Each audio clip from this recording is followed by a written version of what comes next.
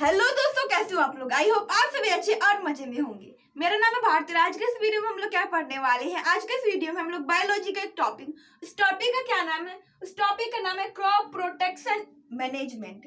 देखिए, इससे पहले हम लोग क्या क्या पढ़ चुके हैं। तो देखिए, क्रॉप के यील्ड को एनहांस करने के लिए हमने 3 फैक्टर्स को समझा था।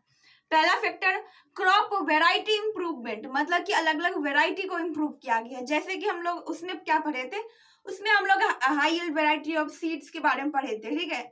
उसके बाद हम लोग crop production improvement, crop production improvement या मैनेजमेंट में हम लोग क्या पढ़े थे, उसमें पढ़े थे कि आप क्रॉप को कैसे करके क्या किया जाए, उसके प्रोडक्शन को इम्प्रूव किया जाए। अब वो कैसे होगा, तो उसमें हमने क्या किया था, उसमें हम लोग इरिगेशन पर फोकस किए थे, उसमें क्रॉपिंग पैटर्न्स पर, उसमें न्यूट्रिशन मैनेजमेंट पर।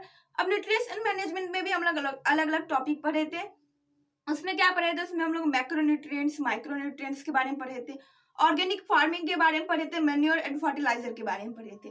अब हमारा नेक्स्ट टॉपिक क्या आता है, जो थर्ड एंड लास्ट है, वो है क्रॉप प्रोटेक्शन मैनेजमेंट।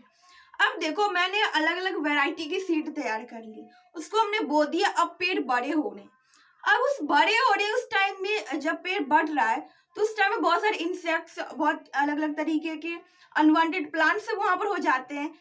तो उस सब से कैसे क्रॉप को प्रोटेक्ट किया जाए, बस इतना ही नहीं। अगर क्रॉप आ जाती है, मतलब हम लोग अगर हार्वेस्ट कर लेते हैं, उसके बाद ग्रेन्स वगैरह हम लोग घर में ले आते हैं, तो उसको भी हम लोग को स्टोर करने की मतलब स्टोर कहाँ करना चाहिए, कहीं पर किसी भी तरीके से उसको किसी भी तरीके से इफेक्ट ना होना चाहिए, ठीक है। तो उसी को आज की इस वीडियो में पढ़ेंगे, क्रॉप प्रोटेक्शन मैनेजमेंट में। अब देखो, इसका अगर डेफिनेशन समझाए तो इसका डेफिनेशन कहता है to protect crop against disease.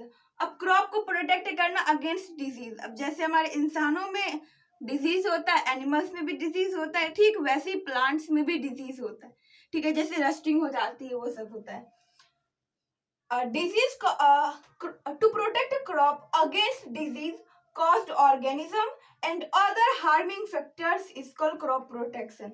अब देखो, क्रॉप को प्रोटेक्ट करना किससे, वो ऐसे ऑर्गेनिज्म से जो कि डिजीज कॉज करता है, एंड अदर जो भी हार्मिंग फैक्टर्स है, उन सबसे क्रॉप को क्या करना, प्रोटेक्ट करना। अब जैसे देखो, फ्लड आ रही है, ड्रॉट हो रहा है, तो वो भी क्या है, वो भी एक फैक्टर है। उससे भी हमारा क्रॉप जो होता है, वो हमारी यील्ड जो होती है वो इफेक्ट होती है।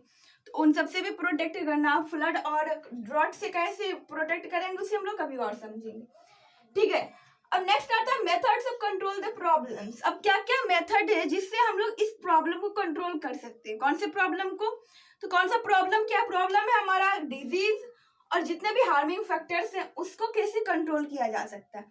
अभी तक हम पढ़े थे कि क्रॉप प्रोडक्शन जो हो रहा है, तो उसको कैसे इनहांस करेंगे। और देखो, पॉपुलेशन बढ़ रहा है तो ऑब्वियसली फूड का डिमांड बढ़ेगा, तो देखो उसके बारे में पढ़ रहे हैं। अब उसी में क्या फैक्टर आ रहा है कि हम लोग कैसे करके उसे कंट्रोल कर सकते हैं। अगर कोई अनवांटेड प्लांट्स हो रहे हैं, तो अगर हम लोग अगर उसमें कोई पेस्टिसाइड वगैरह डालेंगे, इंसेक्टिसाइड वगैरह डालेंगे, या कुछ भी केमिकल डालेंगे अगर खेतों में, तो हो सकता है कि वो हमारे क्रॉप को भी इफेक्ट कर जाए। सो किस तरीके से हम लोग उसको कंट्रोल करें, उसके बारे में क्या क्या है, 2 फैक्टर है। Pest control during growth, growth के टाइम पे अगर कोई प्लांट में कोई पेस्ट लगता है, जैसे कि आप लोग देखते होंगे कुछ प्लांट वगैरह होती है जिसमें आप कीड़े वगैरह देखे होंगे, उसके पत्ते को खा जाती है, उसकी स्टिंग वगैरह को खा जाती है, कुछ कुछ उसके जड़ को खा जाती है, कुछ कुछ जब उसमें फ्रूट्स या फ्लावर आते हैं, तो उसको वो लोग क्या करते हैं, उसको वो लोग खा जाते हैं, उसे वो लोग इफेक्ट कर देते हैं। तो उससे प्रोटेक्ट कर स्टोरेज ऑफ ग्रेन्स। अब ग्रेन्स को कैसे स्टोरेज करेंगे, स्टोर करेंगे, क्योंकि आप लोग बहुत जगह ऐसे देखते हैं ना कि ग्रेन को स्टोरेज के लैक की वजह से क्या हो जाता है, फ्लड में वो सब बह जाती है। दूसरा, वो डिस्कलर हो जाता है। अब देखो, ग्रेन्स का जो नेचुरली जो कलर होता है, वो कलर चेंज होता है। इतना ही नहीं, उसका जो मतलब कि जर्मिनेट होने वाला जो प्लांट्स वगैरह, मतलब जो भी सीड वगैरह रहती है, तो उसको भी लैक ऑफ स्टोरेज से वो भी क्या हो जाता है, वो भी इफेक्ट हो जाता है। तो हम लोग क्या करेंगे, उन सब के बारे में पढ़ेंगे। सो हम लोग इस दोनों टॉपिक को किसी अनदर वीडियो में पढ़ेंगे।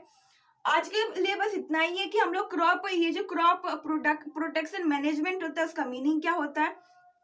क्रॉप प्रोटेक्शन मैनेजमेंट का सिंपल सा मीनिंग ये होता है टू प्रोटेक्ट क्रॉप, क्रॉप को प्रोटेक्ट करना किसी भी ऐसे ऑर्गेनिज्म से जो डिजीज करता है, एंड अदर जो भी हार्मिंग फैक्टर्स होते हैं, उनसे प्रोटेक्ट करना।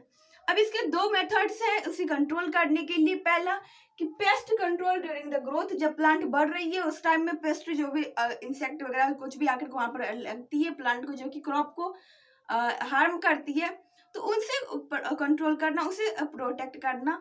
और दूसरा, जबकि हम लोगों का हार्वेस्ट हो जाता है, जब ग्रेन्स हमारे घर में आ जाता है, तो उसके बाद भी उसको क्या करना, उसके बाद भी उसको क्या करना, प्रोटेक्ट करना, ताकि कोई भी फंगी वगैरह ना लग जाए उसमें। आई होप कि आप लोगों को समझ में आ गया होगा और ये वीडियो आप लोगों के लिए यूजफुल रहा होगा। अगर वीडियो पसंद आए तो प्लीज वीडियो कर दीजिएगा एक लाइक और हमारे चैनल कर दीजिएगा सब्सक्राइब। Thanks for watching.